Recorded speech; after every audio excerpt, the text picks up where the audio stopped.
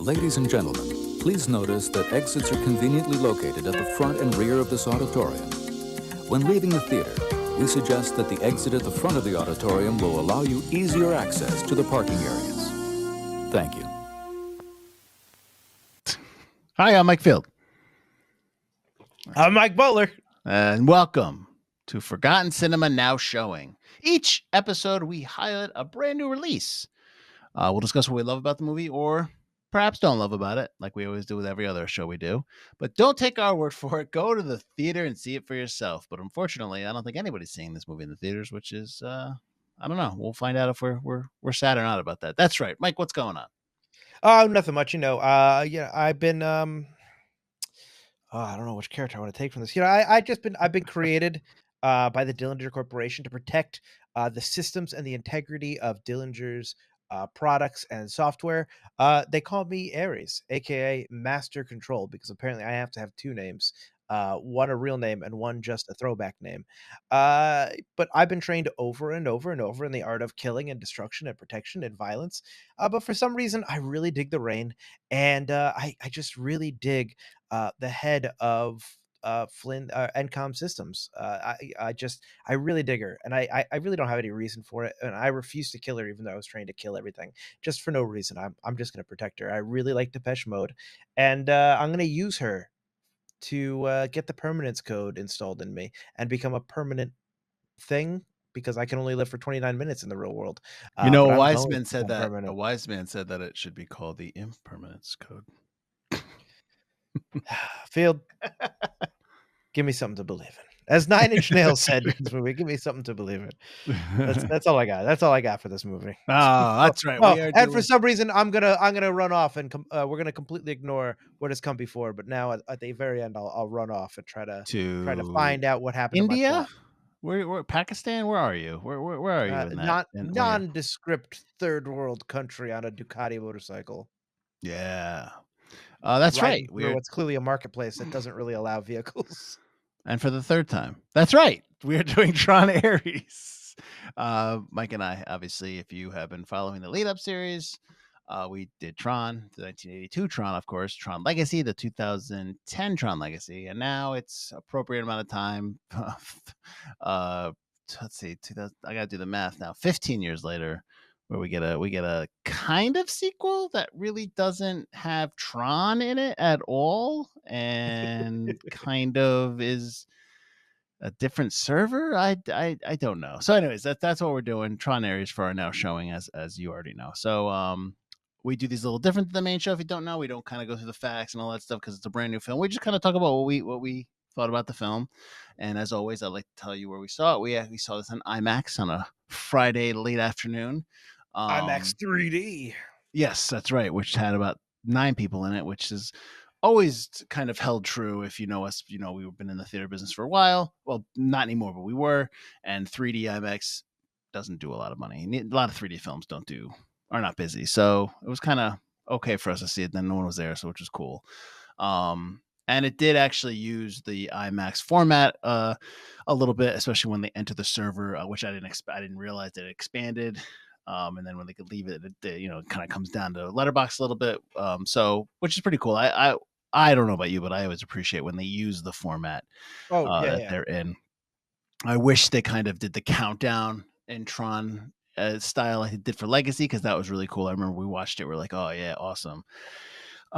Because before every IMAX film, for those who don't know, you have that countdown, 7, 6, and the earth-shattering sounds, like all that stuff leading up to the film. So, anyways, where would you like to start, Mike? Do you have any good? Because I do have good. I have good, meh, and what? And these are my categories: the good, the meh, the what, the come on. So those are my 4 categories I've got working here. Is that what I'm going to add into the thumbnail when we? No. You want? I have good. I've got garbage. And I've got meh. I think the first half of this movie is very what? Come on, meh, and ugh. I was rolling my eyes at the beginning of this film. I don't know. Where do you want to start off with? Because I hate just going all negative on something. But okay, all right. Well, I don't have any negative. Man, I got meh, but all right. let me go. Let's go with some good. Let's go with what I liked. And you could tell me if you didn't like this. I kind of like the action scenes. Yes, I know they're all um massive amounts of CGI. I like the scene when they're in the real world and they're chasing with the light cycles and they're trying to get Eve Kim.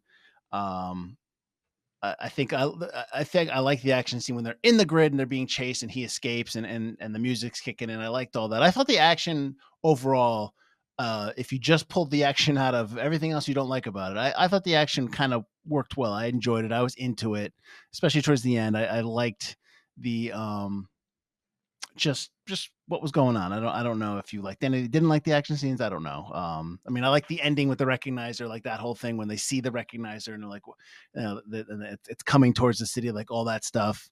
Um, I know you liked the '80s Flynn server, which I liked as well. I thought that was pretty cool when he's in there. I like the look of the Yeah. grid, and of course, I liked the soundtrack. I like the Nine Inch Nails stuff. That's kind of from the '90s, from when I was in high school and whatnot. So I kind of dug all that. I know that I just threw like 4 or 5 things at you. So tell me what you agree with, what you don't agree with. I like the action scenes. I think the final action battle between Ares and Athena was a little bit of a letdown. It was really quick. Yeah. I would have rather have had something a little bit more epic. I'd have liked more scenes in the grid, the action scenes in the grid. I know that they're like, the whole point of this movie is the grid is out there now. Well, I've seen 8 million other movies that take place in the real world. This movie is, you should be taking place in the virtual world. That's what Tron is. So I'm not a huge fan of that. But the recognizer scene was cool. Despite the fact that story wise and logic wise, the light cycle chase scene is just very dumb in terms of what Dillinger ordered them to do. Well, It that's is what a I'm saying. Pull, yeah, pull. it If pull it out of the the story. Yeah, yeah. right, if it's just the scene in of itself, that's what I liked it. But yes, when you It start is adding the other yeah. stuff, it doesn't make sense. You're right. Yeah, that's pretty cool. I like the Ares escaping the grid is very, very cool. As you build into that, "Give Me Something to Believe in" song, and they're Mhm. playing it low and slow, and he's just like so calm about knowing he can escape. And it's like, Mhm. "Do we have a deal? Do we have a deal?" I like that. Um, I like the beginning scene where they're training him over and over and over again. Mhm. Because that's how you train. There's tons of you can see tons of videos online when people go through training AI like video game characters or just like models. They train them how to walk and how to move and how to box and how to fight. And because they're just kind of like models with, the wonky physics, that's how it happens over and over and over again. They die and they lose and they simulate millions of these battles until they get it right, which I thought was cool that that's how Ares begins. So there's stuff like that that's really cool. I ended up liking a lot of the characters, so that's a positive. But in the first half of the movie, I thought they were almost all insufferable. It's like almost another writer went in and wrote the second half of the movie compared to the first half. Well, which you talking Um, about our protagonists, that her I'm side, like Eve Kim, and I wasn't a big fan of the Ajay character. I don't even know if that's how you say his first name. Her friend, her buddy, the comic relief. I wasn't Ar a fan. Yeah, Arturo or Seth was his, is that what they movie call? name. Okay. Arturo Castro. Oh, I right. wasn't There a you go. fan of Yes. him. The guy Yeah. from Ajay is Roadhouse. the head. Yeah. Yeah. Yeah. Yeah, yeah. I didn't like him in the first half, but in the second half, he says a couple of things that even you're like, "Sorry, I laughed at that." I can't Uh, remember. Yeah. yeah, they're just like they're so dumb. It's just like this video game NPC type dialogue. Mhm. Even Eve has that at the beginning where her answering machine message is, "You should be tech savvy enough to know how to text." When they missed a call, I can't Mhm. remember the exact line, but it was so lame, kind of like Forza Horizon, Need for Speed, Gran Turismo, like those side characters that talk to you while you're racing in these impossible racing festival type things. It's Mhm. just such bad video game type dialogue. But it's But also too. But also, they give them dialogue, and they give these. And a lot of films that do this, that deal with people in tech and or video game world and stuff like that. They give them like this slick, they're really super smart. They're really polished and smooth, and they're not in real life. They're never like that. Nobody's ever like that. And yeah, they could be absolutely wicked smart. It doesn't mean they have to know how to talk with somebody. They know how to have a conversation that's really slick and smooth, and they have quips and one liners, and like when they all do that, they're all the same. It's all the same voice through different people, through different characters, and it just that rings false, I think, sometimes. Yeah, that slick hacker nerd dialogue that no one actually uses, Mhm. which is, I think, part of that is Fast and Furious's fault because that's how all of them talk in Fast and Furious, and that's what we're stuck with now. Well, they were doing that. And even like Marvel and They were stuff doing does that it way now. back in Hackers in the '90s when they had Angelina Jolie and them freaking out over a Yeah, 56K modem. that's true too. And even a little bit in the Matrix, Oh, when sure. Neo and Trinity first meet, Mhm. and he's freaking out about her being oh, what was her name? Her hacker name? Trinity? It was Trinity, right? Like, she didn't go by a Yes. different name. Yeah, yeah. I thought Yeah. you were a guy. Yes. Most guys do. Um, so yeah, just the dialogue in the first half, but like something happened in the second half where maybe because the stakes were higher, I felt like Eve Kim kind of stopped becoming a caricature of a hacker nerd CEO girl, and she became an actual character. I felt like Arturo kind of, or Seth rather, became more of a comic relief, but like maybe because the pressure was on, he wasn't as dumb jokey. I don't understand why AJ, Hassan Minaj's character is even there. Yeah. Like, he pops in, and then there The was that other CEO, yeah. girl. Yeah, and then the other girl pops in too. There was like a brunette girl. I think Well, they it's the played her girl that's off listed as Erin, right. but it's like, They who is she?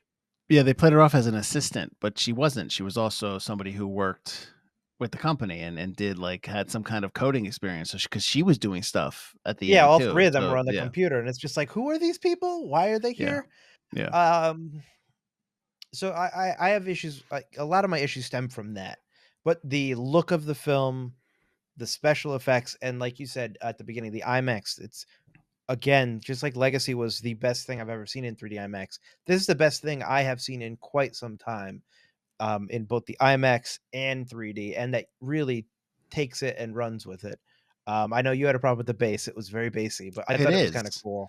The credits were obnoxious. The credits were the one thing where I was just like, "Wow."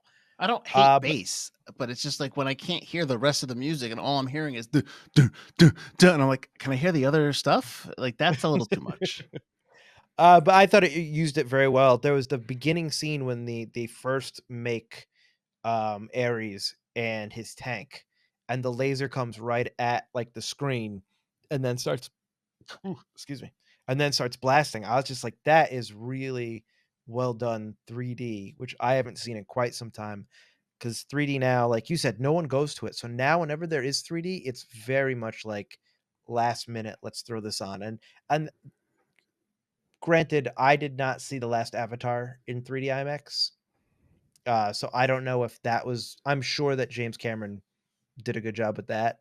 But since then, or before, I can't remember the last movie that really took advantage of 3D IMAX. Tron Legacy. Maybe Endgame? Yeah, Tron Legacy? Like, I can't really remember.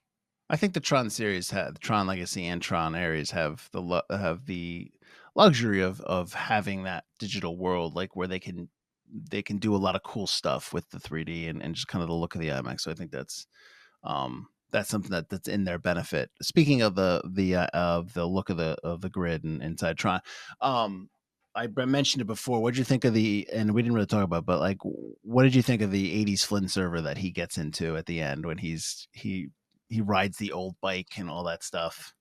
Looks wise, I loved it. I thought it was really cool. He even drives through the crack in the wall, so it's clear that this version of Tron has been saved on Flynn's server for a long time. Right. But the fact that Flynn is in there doesn't make a lot of sense. The fact that this permanence code is in there Well, she doesn't puts make a it in lot there, right? Or that's where she of. got it from. No, she got it from there, so it's already been Yeah. in Flynn's server, which Right. doesn't make a lot of sense because why wouldn't he have had this permanence code in Legacy? And again, this was my problem going into this film. This is what I talked about before. It's this inability or this I don't know, self-centeredness or hubris to think that you can just ignore what came before because you don't want to use it. Yeah. Because screw it. I don't want to do this. I'm the new guy taking over Tron. If we're doing Tron, it's my way. Who the hell are you? I Yeah. don't, who are you doing Yeah. this? Like, and it's this shitty. Oh, Sam Flynn resigned for personal reasons. Now all of a sudden, here's two Yeah. random people taking over the company. It's just like what? And it goes into the Flynn server thing. I don't understand that. You have a Jeff Bridges ghost who's old again, but also doesn't know about his own son, who clearly isn't the same Jeff Bridges from Legacy. And Yeah. so while I loved the look of it and I love that kind of throwback, it made the movie that already didn't make a whole lot of sense make even less sense. Well, I think, yeah, the again, I like the look of it, but much like the action scenes, all the other stuff around it doesn't add up. That doesn't mean you can't use it. You can't use the 80s Flynn server in some way where you just have to tie it better to the story you're telling. And yeah, one of my the meh was just the choice to put Kevin Flynn in the movie. Just don't do it. I don't need him in there. It's fine. It's okay if Jeff Bridges isn't in there. I think the Tron Legacy, him in there was important because it was about his son, and it dealt with the issue of Kevin Flynn and disappearing and his son not having a father and all that stuff. So he should have been in the second one. He doesn't need to be in this film. Right. Agreed. It's okay. It's okay not to have him. I would have rather it been Tron that gives the permanence code. I guess, but then you'd have to. But then, Mike, I think we would expect that this is the Tron that was Rinsler in Legacy, and so I would have so many other questions about like what. Okay, well, what has happened since you changed back from Rinsler to Legacy, and that brings me to my come on, which you already brought up, is. I get this is debatable, but I think Tron Legacy was a great sequel. I really like Tron Legacy. Why I think ignore a it? lot of people think that. Why Yeah. ignore it? I think a lot of people like it now. I don't think a lot of people liked it back then. Tron Legacy has grown on people, or they just kind of got over themselves and realized, no, this is a good film. Why, like you said, why ignore it? It's a bullet in the chamber. Use it. Like, I don't understand. Like, I think it's a disservice to just blow off what's insulting is it's not only that they ignore it, they blow off the whole Sam Flynn stuff, but they have the audacity at the end of the film to drop in the picture core Olivia with Wilde. Yep. the coordinates, and they're like, come find me. I'm like, I'm sorry, so now it does connect? No way. No. You better have one of the greatest screenwriters you've got in your pocket to write the fourth film if you're ever going to do it, to connect Legacy to Ares. Because I'm sorry, but don't ignore it and then throw it in there so people can be like, oh man, it does connect. That's fan service, but you just had fan disservice by just completely wiping away Legacy, almost like and we already talked about this, like in Alien 3. When at the beginning of Alien 3, you've killed off the two people that survived in Aliens because Alien's such a great film. You're like, yeah, they got away and they're dead. And I know we've talked about that whole thing about how from movie to movie, characters killed off. We've talked about that in our lead up series and are now showing. So go watch those. Right. I didn't like the ending just because simply they already ignored Legacy to begin with. So that bugged me. Yeah. And it's pretty clear they don't have an idea. I mean, no, I know the director has said in interviews, "Oh yeah, we have an idea." You have no clue. Oh, sure. I always have an idea because I'm sure some executive went up and be like, "Hey, do you have an idea for the next one?" He's like, "Yeah, if you're thinking about something, I'll come up with something." Yeah, no he's one's like, gonna say no. I absolutely have one. Hey, ChatGPT, how do I connect Cora to Jared Leto? You'd have to be like Scorsese or Spielberg, who gets to handpick whatever you do, to turn to like an exec and be like, "Nah, I'm done. We don't have anything. There's nothing for us to do." Of course, he's gonna say, "Yes, I've got stuff to work on." He wants another job. It's just, it's such a throwaway thing. You're right, and it's such an insult. And I don't know. You had 15 years to do something with the ISOs, and the ISOs are so similar to this permanence code. Mm. It just like, why is it 29 minutes? Is Cora 29 minutes? Why isn't she 29 minutes? Well, how was Cora and Sam supposed to save the world? They were supposed to change the world after Legacy, but Yeah. we're just gonna be like, forget that. Don't worry about it. Who We cares? don't want to write that. Yeah, we want to tell our story about, again, we want to tell our story about an NPC that feels, or an AI that feels. It's like you don't even have you don't even bother to kind of, everybody's doing AI. Everybody in the last 5 years, maybe 10 years, Butler, AI is the bad guy. Yeah, we saw it. We saw it in Mission Impossible. AI is a character within all these films now, these big films. You don't even go deeper. You just kind of like throw it in there, like we're gonna be like, ooh, AI, okay, but you don't even like drill down Yeah. on that at all. Well, we It's talk like about it's the yeah, first Tron does AI better than most things do now. right. And I think Seth says it in there. He references it. He basically it's Pinocchio. Like we're doing Pinocchio here, and it's fine, but like you don't even. It's all just half measure. It's all just surface level, and it doesn't ring true. And we kind of when you're watching it, you just kind of like that's why my good things are like I love the action, but everything else is just like okay. Like so, the other thing I wanted to bring up with you was we because we talk about legacy, we talk about all that stuff. We're told in this film that the Dillinger Company is 40 years old. That's what Gillian Anderson's character tells her son, Evan Peters, right? This is 40 years old, which means that it started in 1985. So It when Ford started took when over, Dillinger got fired from right. Encom. He So went and started right. So Dillinger he Company. started the Dillinger Company. So Dillinger Company is Encom's rival. Number one, how come we've never heard of the Dillinger Company since now? Number two, why is Dillinger's son working for Encom and Tron Legacy? Yeah. Like They if you're completely yeah. rewrite that because they do say that Gillian Anderson's character was the CEO up until Evan Peters' character. So Evan Peters' character is called, what was his first name? Dillinger. Julian. He's Julian Dillinger. Yeah, I gotcha. So Julian Dillinger took over from his mother, so it still allows Cillian Murphy's character to have never worked for Dillinger Systems, I guess. Mm-hmm. But it still doesn't make any sense. And so we're also to believe that Evan Peters is Cillian Murphy's son. No, I guess. I think we're supposed to assume that the Gillian Anderson character is a sister, is probably that kind of relation. Oh, I think we're okay. supposed to assume Okay. that. Yeah, And then but okay. yeah, but regardless of that, what makes it even worse, Mike, is that I have to sit here and have this movie nerd, movie dork argument about Legacy and Ares. And like I have to sit this the last 10 minutes of what I've said is I feel like I'm at the theater in like 1998. And or I wasn't even at the theater in 98. Like, yeah, no, I was in 1998 arguing about some movie with a bunch of employees. Like that's what the worst thing about this is like this has made me turn into that dude. I can't stand that.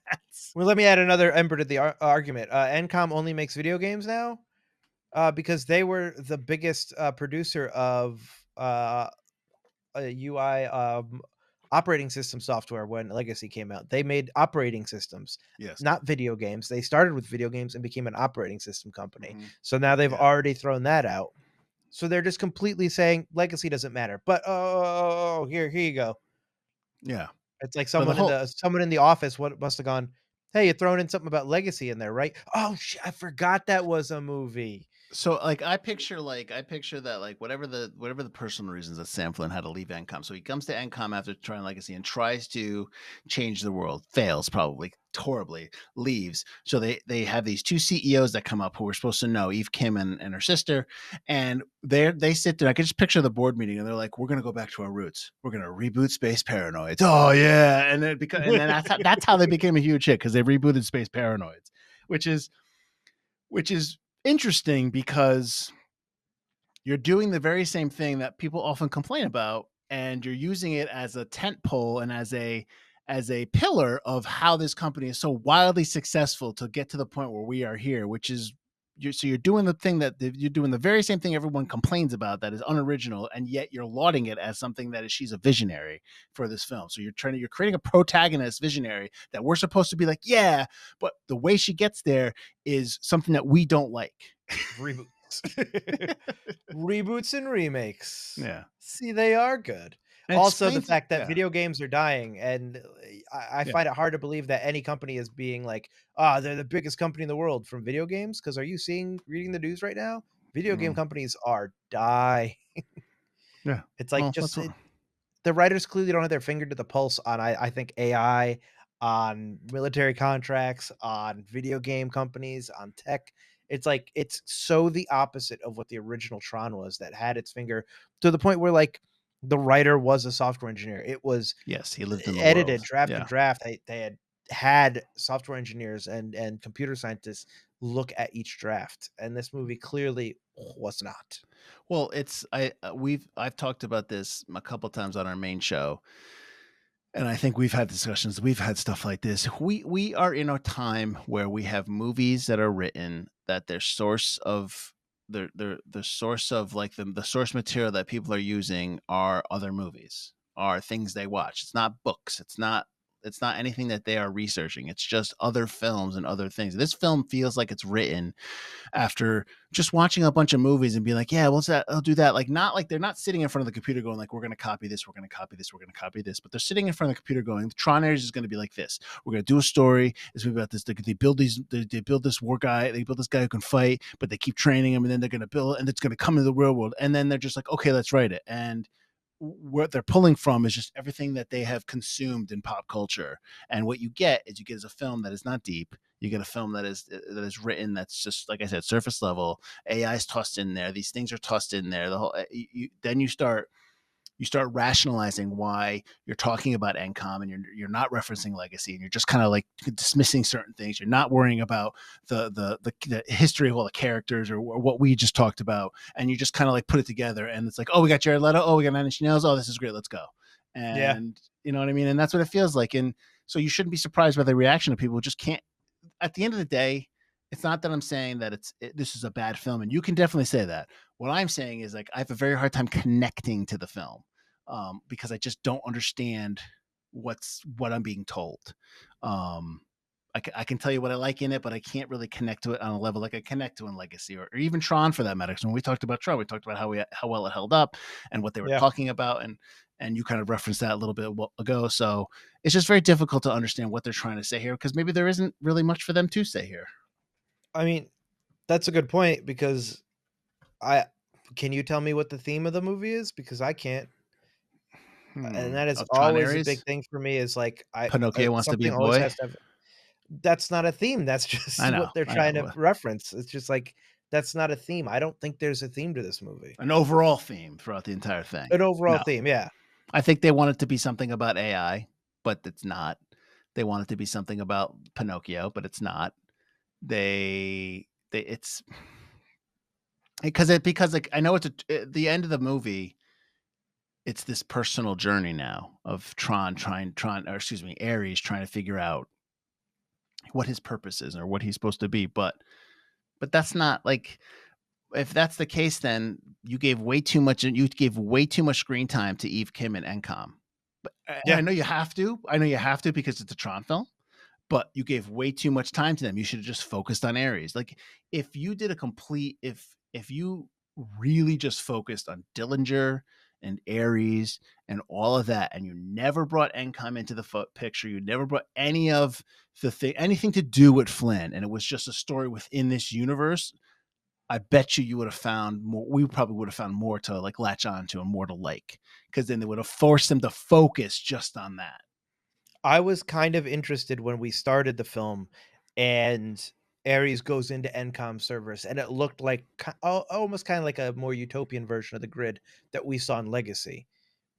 But Ares was invading it and taking what he wanted and then leaving. I was like, I kind of like that NCOM is the other. But then, like you said, we go and we spend way too much time with NCOM. And it would have been much more interesting if we just focused on Eve in the grid for more of it. And NCOM could have been that message of light, of good inside of Dillinger Systems, but we stayed at Dillinger. And we didn't. And yeah, it just became messier because of it. And we would have had more time with just Ares, because Ares is the focus.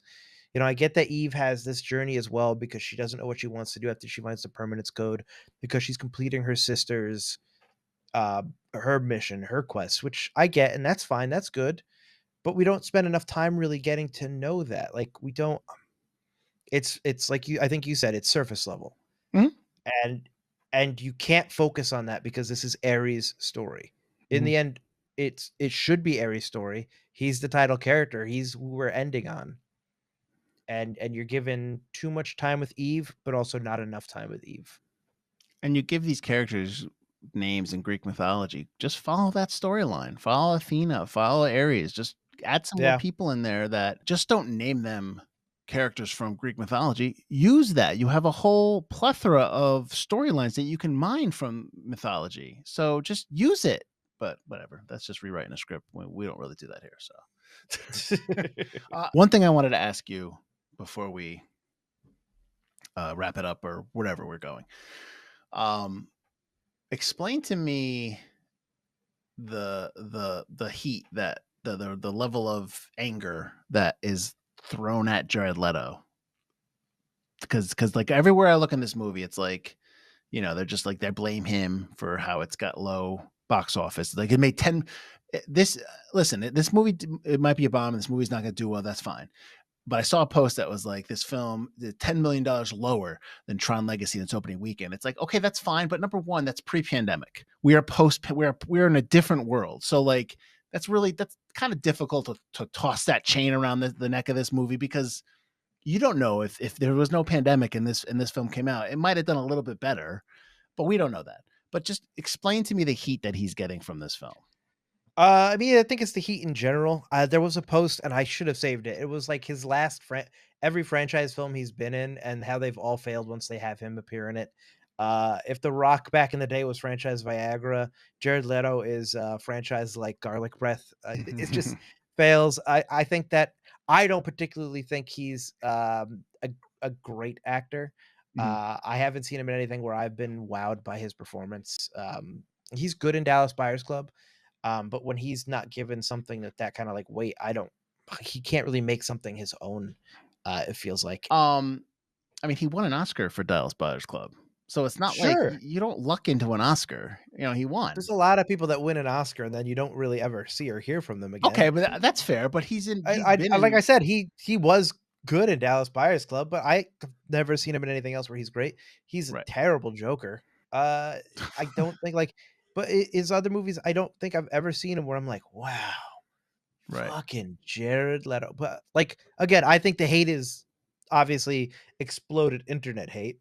It's also the fact that he's a good looking man that a lot of ladies like, and that makes a lot of nerdy fat internet trolls jealous and want to hate him.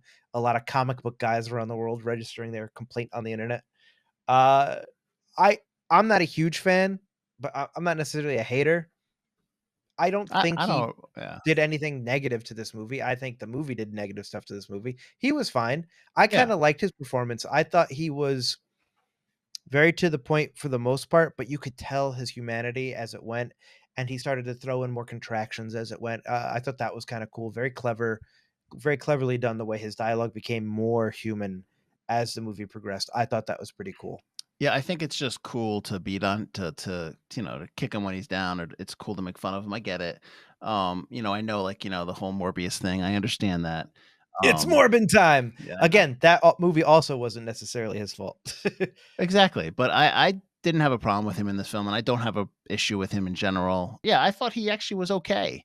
And I didn't have a problem with him there. And I think that it's kind of, when I see people online, or which again, nothing online is real, but when I see people just slamming them, I'm just like, you just don't know. I feel that shows a lack of awareness on their part, because they're either doing it just to get clicks, they're doing it because they really think it's real, and they believe it, they think they're funny, and they're doing it for different reasons, but not like, did you see the film? Did you watch the movie? Do you watch the other films? Like, do you like, what's your basis for all this? Absolutely. Yeah. But that's Threads. That's, I get it. X. I get it. That's how it works. 100%. Honestly, if we didn't need social media, we wouldn't be on it. I wouldn't be on it. So it's completely. I don't need to hear from all these people. I don't care about what they think. I'll make this the social clip that we put on. I just don't care. I don't like when we talk about like I watch a ton of films, and we've talked about this before. And when you talk about the Rotten Tomatoes score, I'm just like, I don't care. I mean, I watched Play Dirty last night, the Mark Wahlberg film on Prime Video. And when you look at it, you're like, really? But then I see directed by Shane Black, and I'm like, you know what though? I like Shane Black, so I'm going to watch that. Now, was it written by Shane Black?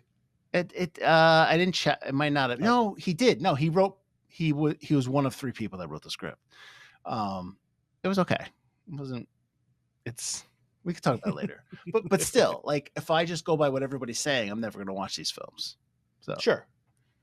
I And I mean, and the only yeah, thing I use Rotten Tomatoes score for is to either kind of temper my expectations or to get a little hyped up about a movie. It doesn't sure. affect if I wanted to watch it, I want to watch it. If I didn't Mhm. want to watch it before, I'm I'm gonna hold off on it. Like One Battle After Another, everybody loves it. I want to see it, but the Rotten Tomato score and everybody hyping it up isn't pumping me up. Sure, I'll get I to get it, it. or I won't, or you'll watch it, and then you'll tell me it's really good, and then I'll watch it. Like an actual human being telling me something is good is way different than the internet saying you got to watch this movie. I got you. So, what our last thing on Jared Leto? You're telling me that you're not going to be excited for his Skeletor in Masters of the Universe movie? Uh, no.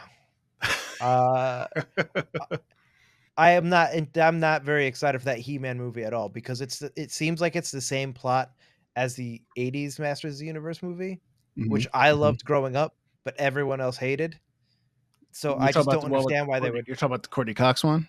Yeah, because again, this plot is he gets sent back. He gets sent to the real world where Skeletor is after him in the real world, and he's got to find his way back to Eternia. That's the plot of the movie with Dolph Lundgren that everybody hated that I really liked when I was a kid. So screw you, everybody. And that Skeletor was awesome. He was the best part of that movie. This says Oh, that what a movie was young that? man on Earth discovers a fabulous secret legacy as the prince of an alien planet. So he's already on Earth and must Yeah, recover a I magic think he sword and doesn't return remember that. home. Yeah, he doesn't Yeah, remember that he's He-Man, so they have to sure. remind him that he's He-Man. I think. Yeah. Could be good. Idris Elba as Man at Arms. Come on now. Well, if it's got interest in it, I mean, I'll Yeah. watch it. It's He-Man. I'll be watching it. All right. Enough of that. All right. So I guess let's just wrap this up. I we didn't talk about it, but I said I liked it. I mean, I dig the Nine Inch Nails song. I was listening to it the other day. Um, That single's good. The soundtrack is decent. It's just not as good as Daft Punk. oh no, no, no. The And only it's a ones different. the only ones who could do a soundtrack as good as that first one is Daft Punk, and they I. are one robot has committed robicide, so they can't redo it. Oh my god. Jeez. You didn't watch their end video No. when they decided to not be a band anymore? They're walking across the desert like they did in one of their original videos, and one of the robots just gets tired and asks the other robot to self-destruct him, Jesus. and he blows up in the desert. It's a big thing. It's All right. interesting. What do they do now? Do they kind of do their own thing? I think they have so much money. Yeah, they just do whatever they want under their real names, probably. Right. Well, that Tron Legacy soundtrack is just. I mean, everybody knows that soundtrack, and it's so strong. This one has some good stuff, but not. You're right. It's not all great. It's a lot of because Tron Legacy just it goes from the jump, and it's always like dude. It's like so. It's just always there. This one has some moments Yeah, where you're kind of you're asking for a little bit different stuff that's going on with the songs, but yeah, but I was listening to the main song right before we recorded, so I dig yeah, that one. I liked it. Yeah. So I guess I mean I don't know where you want to end this, but I mean we usually recommend it. Do we recommend it? Do we tell people to watch this? Do we say it's worth your time? I think it's weird that it came out in October. So it's hard for you to recommend this over like if you want to keep it spooky. This ain't keeping it spooky, y'all. Sure. It's not. You're saying it's not like a spooky film. It's not a scary movie. Okay. I hate when they try to release big movies in October. It's almost like they're trying to make the winter season last longer, as if you know how the summer movie season stretched into March. You can't do that with Hollow because Sure. this October is your horror movie month, and that's the movies you're putting in there. And this movie should have come out, even if it's not very strong, in November, in December, in March, in April. Put it somewhere in there.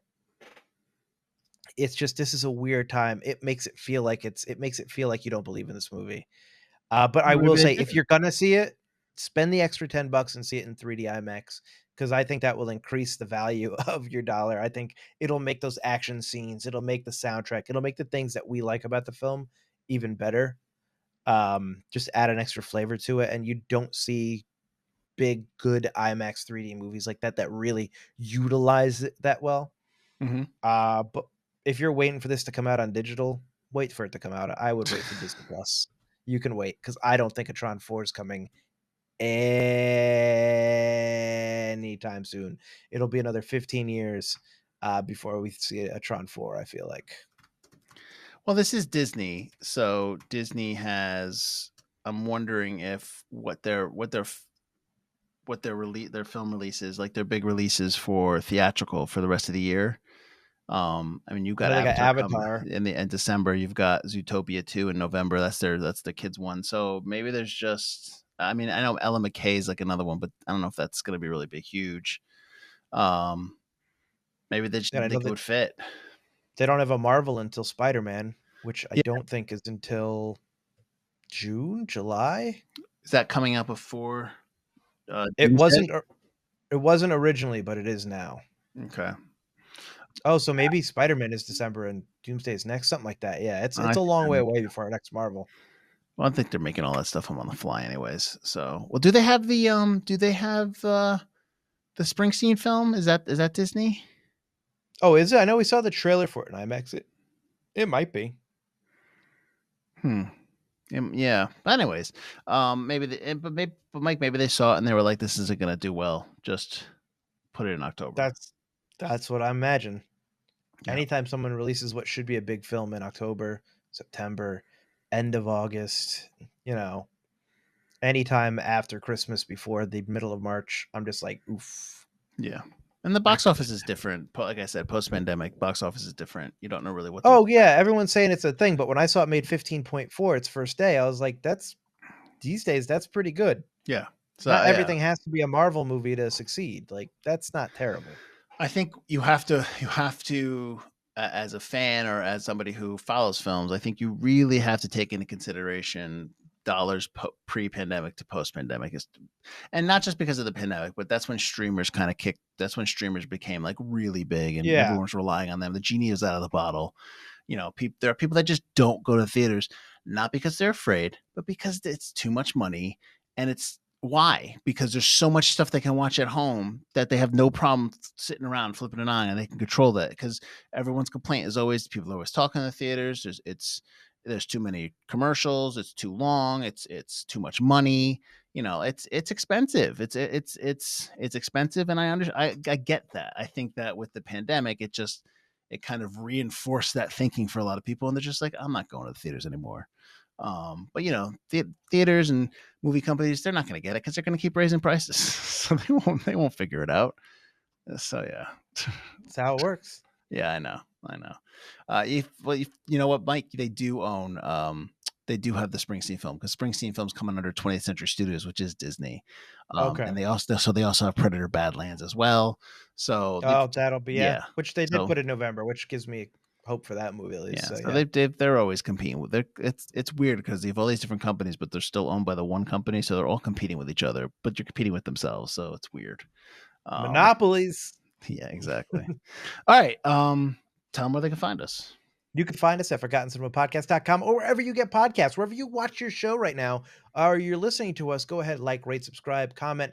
Tell us why we're wrong about Jared Leto. Tell us why he's the greatest actor of all time, or musician. I do like 30 Seconds to Mars, so I'm not knocking him there. And yeah, just go back, check out our Tron lead up series, find out why we're so kind of tough on this movie, I think, in terms of story, because of how much we loved Tron and Tron Legacy. We've got a bunch of other lead ups. We just did the Conjuring films, including Conjuring Last Rites, which I know just came out on digital. So check those out if you want to keep it spooky in October. We're knee deep in the middle of Forgotten Horror 7, The Nightmare is Real. 6 episodes all month long, including the special on Halloween itself. So keep it spooky there. Check out all those older movies and the newer movies that we're reviewing there and discussing. That's pretty cool. We've got our merch store. Field just put out a big ad for some of our Forgotten Horror merch we have out. We have our Forgotten Horror symbol merch, Field's horror character shirts, which are really cool shirts that I think everyone should check out. I think you'd really dig them. You gotta get at least and the we've got Final Girl shirt. You gotta buy at least the Final Girl shirt. I like Final Girl. I also really like Reluctant Hero. Like I saw it before, but today when I saw it, I was like, I kind of really like the Reluctant Hero shirt a lot.